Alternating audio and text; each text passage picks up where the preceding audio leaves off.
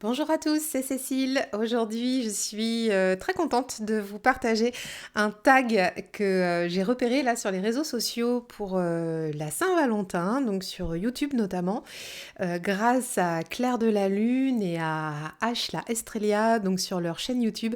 C'est le tag Deck Crush et on passe en revue en fait nos jeux de tarot pour faire un point ensemble sur savoir si ce sont des jeux pour les amourettes, sex friends et autres. Et donc c'est un tag qui a été créé par des Américaines, Marlène Teresa, Lisa Papes, Dani Mystique et Don Michel Tarot. Donc on va commencer tout de suite, hop, voilà, je suis là. On va commencer tout de suite par l'amourette, donc le deck avec lequel j'ai eu une courte période de folie. C'est le Zilish Tarot, donc celui-ci. Courte période de folie, mais qui pourrait revenir, hein. C'est un jeu que j'adore, que j'utilise pas beaucoup en ce moment, mais qui est très épisodique pour moi et qui représente bien justement les phases d'amourette. Donc c'est un jeu qui est basé sur le tarot de Thoth et qui est très coloré, très vibratoire. Je l'aime vraiment beaucoup ce jeu.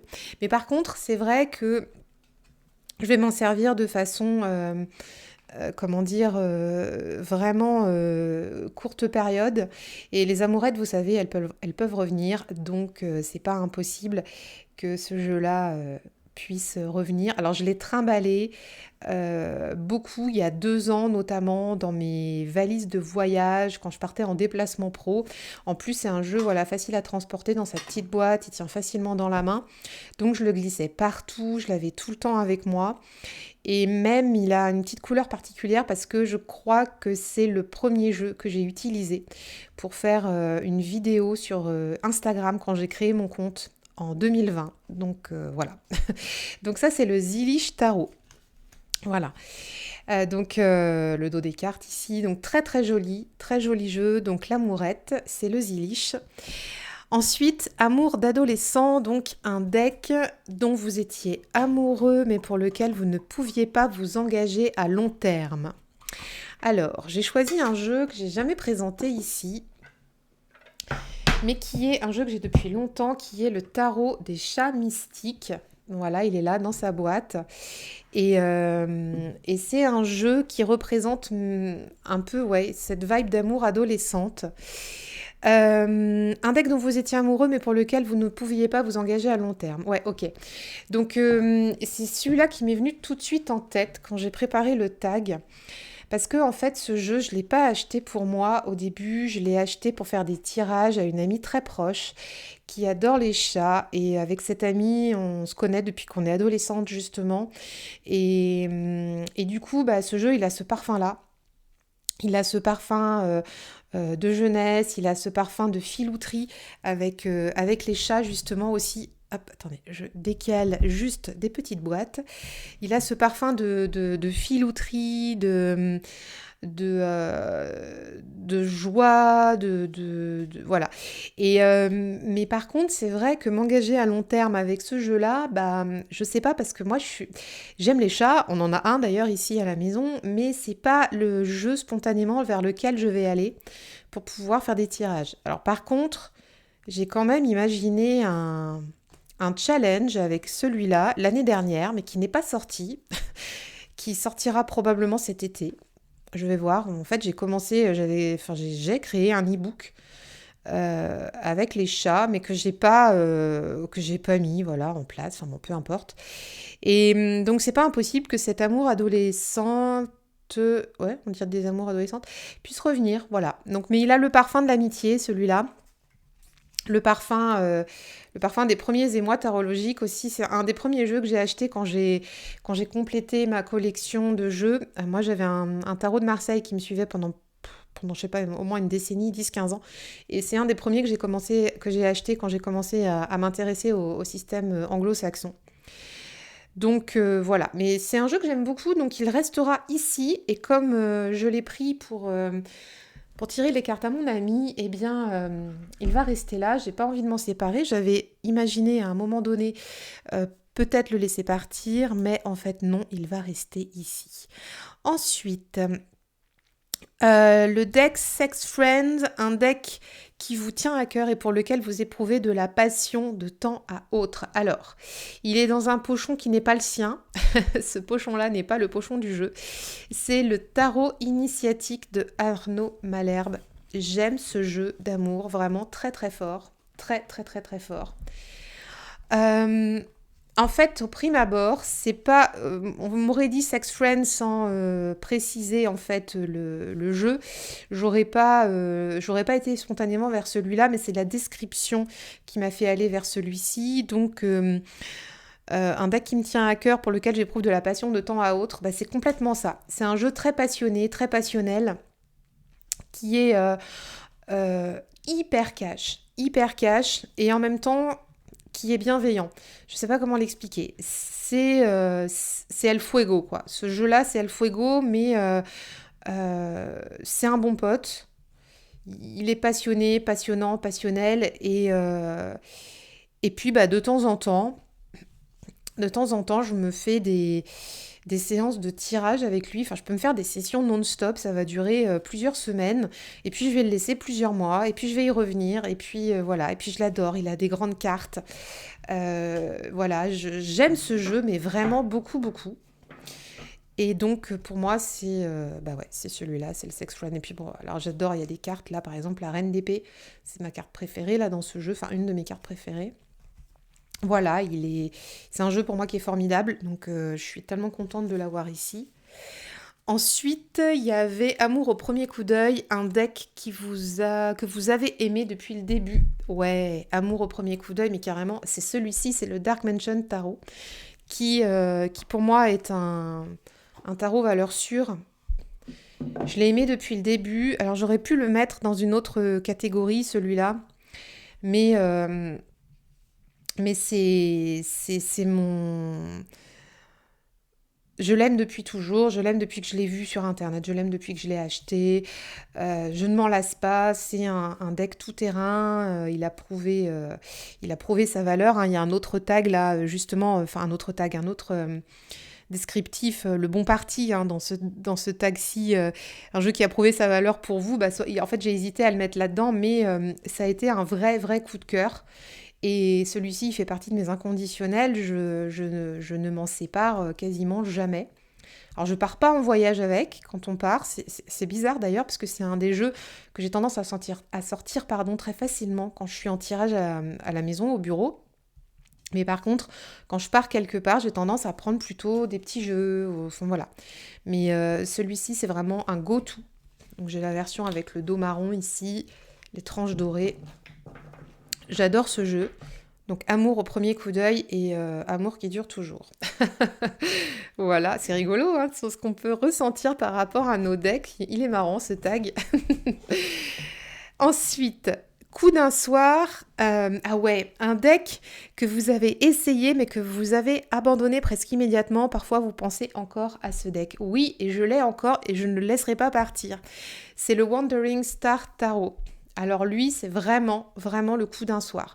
J'ai la version auto-éditée, donc il y a une review sur ma chaîne d'ailleurs. Aujourd'hui, il est sorti en mass market hein, depuis plus un an et demi d'ailleurs, je crois. Mais moi, j'ai eu la chance de pouvoir avoir la version éditée qui est quand même d'une qualité assez remarquable. Très sincèrement, si j'avais pas eu la version auto-éditée, je pense que je l'aurais revendue. Mais comme j'ai la version luxe un peu, je ne le laisserai pas partir. Mais par contre, c'est vrai que celui-ci, oh là là, je me suis interrogée plein de fois, celui-là. Est-ce que je l'offre? Est-ce que... Enfin, qu'est-ce que j'en fais, quoi? Parce que, en fait, c'est ça. C'était vraiment coup d'un soir. Il m'a plu tout de suite. C'est comme si on avait une étreinte passionnelle. Trop bizarre de dire ça pour des cartes. Tu vois, il a des cartes qui sont dorées par rapport à la version mass market. C'est quand même un autre niveau. Très belle qualité de carte. Il m'a plu tout de suite, il m'a embarqué dans son histoire. J'ai aimé aussi la proposition artistique de la créatrice qui est chanteuse, artiste peintre, voilà, qui est reliée au tarot, tout ça. Enfin voilà, j'ai tout aimé. Je l'aime bien hein. Et en fait souvent il m'arrive enfin souvent, pas si souvent que ça, mais de temps en temps, d'aller le voir, en fait ça c'est ma carte préférée du jeu, d'aller chercher dans ses cartes des représentations, mais je ne m'en sers pas pour des tirages. Alors je ne sais pas pourquoi. Je l'ai abandonné, ouais, quasiment tout de suite. J'ai tiré un petit peu avec quand il est arrivé ici. Donc, c'est un deck, je sais pas, ça fait 2 ans et demi que je l'ai, 2 ans, je sais plus. Et puis, bah, en fait, je sais pas. Alors, il y a des termes, vous voyez, il y a des mots-clés là sur les cartes. Alors, est-ce que c'est ça qui me gêne? Peut-être, parce que dès que je fais des tirages avec, je me concentre sur les mots-clés et j'ai du mal aussi à plonger dans les personnages des cartes qui sont assez jeunes, qui sont assez formatés quand même quelque part. On a l'impression que c'est un deck Benetton. Tu sais, enfin, si t'es de ma génération, tu vois ce que je veux dire. Si t'as 30 ou 40 ans, tu vois ce que je veux dire. Et je sais pas. Du coup, malgré, celui-là aussi est magnifique, hein, malgré la beauté de ce jeu, c'est un jeu que j'ai envie de sortir hein, régulièrement du placard et en même temps, bah, je sais pas, spontanément, je vais pas vers lui. C'est dommage. Bah ouais, c'est ça les coups d'un soir, hein. Des fois, on y repense. On se dit, ah, et si on avait fait ci, si on avait fait ça, bah, puis en fait, bah, on laisse filer la vie. Et pour autant, c'est un jeu qui partira pas de chez moi. Ce que j'ai pensé hein, plusieurs fois, comme je te disais, à l'offrir, voire même, à un moment, j'ai même pensé quand même à le vendre. Et puis en fait, bon, quand je vois ce qui se passe avec les decks auto-édités là sur les sites de revente, moi, j'utilise beaucoup Vinted, mais les gens, tu sais, ils te rachètent les decks à un prix dérisoire, puis ils les revendent, enfin, bref, ils les revendent au prix d'un rein, quoi. Et moi, j'ai pas envie de ça. J'ai pas envie de ça pour ce jeu. Je sais enfin voilà, je sais que c'est un collector, celui-ci en auto-édition. Et du coup, bah voilà. Voilà pourquoi il reste. Et en même temps, peut-être que il a pas dit son dernier mot. Donc, à voir. Ensuite, nous faisons une pause. Un deck dont vous vous êtes séparés pour une raison quelconque. Alors, on ne s'est pas séparés, il est là, mais je ne m'en sers pas. D'ailleurs, tu vois, ça c'est un truc incroyable. Je l'ai. Oh là là, je vais le chercher, j'ai la flemme de couper et de revenir. 2 secondes, je reviens tout de suite. Pop, pop, pop, pop, pop, pop, pop. Hop, intermède, j'espère que tu es toujours là. Ça, c'était le bruit de ma chaise. J'espère que tu es toujours là. Bah voilà, ça, c'est les joies du direct. Et comme j'ai pas envie de faire de montage, eh bien, hop, je suis ici. Donc, il est dans ce magnifique pochon de Brindel. Oh là là, quelle merveille. C'est le Moonchild Tarot. Nous faisons une pause. En fait, on en a toujours fait une de pause finalement. On n'a jamais vraiment démarré, lui et moi. C'est assez terrible. Parce que ce deck-là, ça fait très longtemps que je l'ai. Tu vois, il est toujours dans l'ordre parce que je vais voir ces cartes de temps en temps, mais bah, on n'a jamais démarré. Et pour autant, c'est un jeu que je ne revendrai pas. On n'a jamais démarré, pourquoi? Parce que ce jeu-là, il est venu des États-Unis ou du Canada, je ne sais plus où aller, enfin en tout cas Amérique du Nord. Et ça a été un peu compliqué. On a mal démarré, lui et moi, en fait, hein, au début. Je crois que ça fait 2 ans que je l'ai aussi, celui-là. On a mal démarré parce que le relationnel avec l'artiste, quand j'ai commandé le jeu, bah, j'avais pas trop d'infos sur la livraison. À l'époque, le droit de coupe n'existait pas. Donc il a fallu que je la relance parce que c'était une réédition, le jeu partait pas. Enfin, tu sais, je voyais sur le tracking que ça partait pas, etc.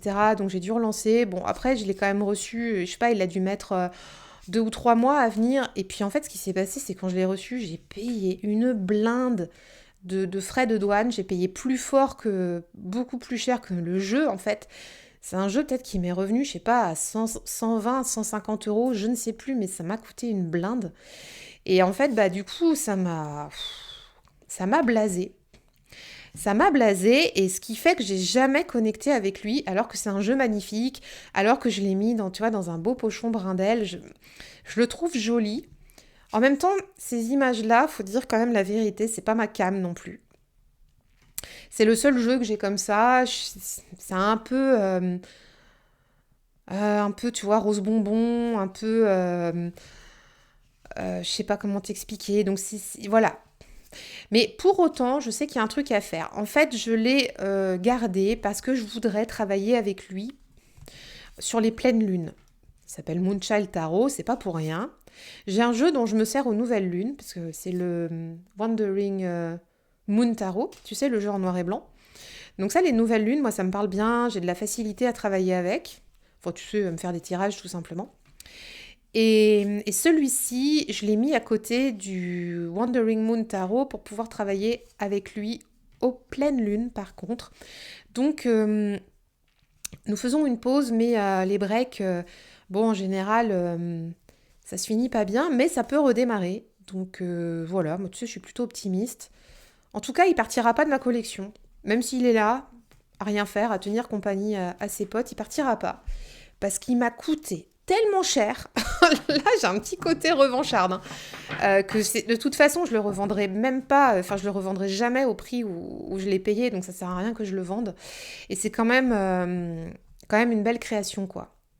Donc voilà. Donc, il reste là. Nous faisons une pause, mais on est quand même en bonne voie. Au bout de 2 ans, hein, j'ai envie de te dire. Il n'y a pas de raison. On va bien réussir à trouver une alternative et surtout avec les pleines lunes, je pense on tient un truc là. Alors ensuite, le bon parti, un jeu qui a prouvé sa valeur pour vous. Alors, là, super jeu que certains d'entre vous connaissent. Alors non, ce n'est pas le Wandering Moon Tarot, il n'est pas dans son pochon. J'aime bien changer des pochons, tu vois. C'est le tarot de la forêt enchantée. Lui, très clairement, ouais, c'est le bon parti. C'est un deck, d'inspiration celtique, qui est fait pour travailler avec la roue de l'année. C'est le jeu que j'utilise pour les boussoles saisonnières, qui vont revenir en 2024. Donc celui-ci, en fait, il fait partie de ma roue de l'année. Il fait partie de mes cycles, il fait partie des saisons. Ouais, il a prouvé sa valeur. C'est un jeu au début que j'ai beaucoup aimé parce qu'il me rappelle le territoire où je vis. Il y a des animaux, il y a des humains. Enfin, tu sais, il est pas cuculapraline non plus. Il est joli. C'est un jeu qui est très équilibré dans les énergies et surtout, il me rappelle le territoire sur lequel je vis. Donc, j'aime bien cette inspiration druidique, celtique. Ça me parle beaucoup.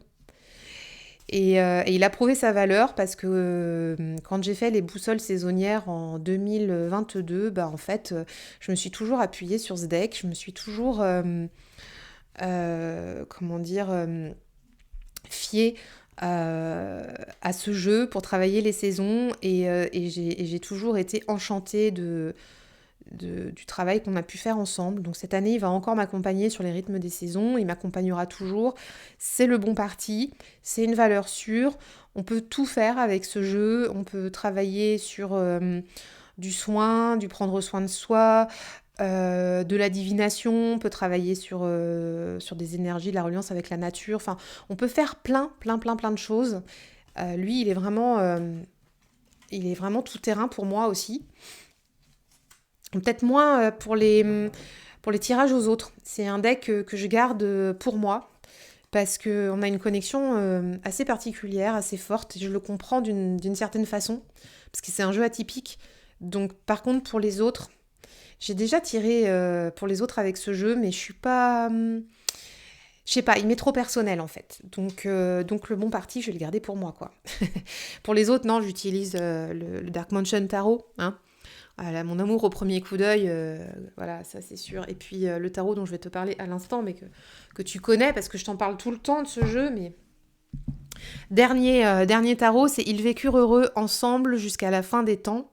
Bah, sans aucune surprise, donc votre véritable amour pour un jeu, bah, c'est celui-ci, c'est le grand tarot universel de Bruno Denis. Sans aucune surprise, je te le montre quasiment tout le temps. Donc en fait, les majeurs et les mineurs sont séparés parce que c'est mon tarot d'études, c'est mon tarot qui me sert aussi à faire mes programmes pour mes clients. Donc là, tu vois, là, je suis en train de travailler avec la première promo de l'Académie des Tarotpreneurs. Donc je l'ai mis, tu vois, ensuite, en fait, c'est un tarot d'études. Donc, je m'en sers à chaque fois pour construire mes tirages, pour construire mes cours, pour construire mes ateliers. En fait, il est toujours là, il est toujours sur mon bureau et il est toujours plus ou moins rangé. Alors tu vois, regarde, si je te montre. Tu vois que j'utilise beaucoup plus les cartes, comment dire, les arcanes majeures. On voit bien la différence parce que les arcanes mineures, je vais plutôt me servir d'autres jeux. Mais par contre, ça m'arrive hein, d'utiliser les mineurs en tirage. Mais en fait, c'est dingue, avec ce jeu-là, systématiquement, je le remets dans l'ordre.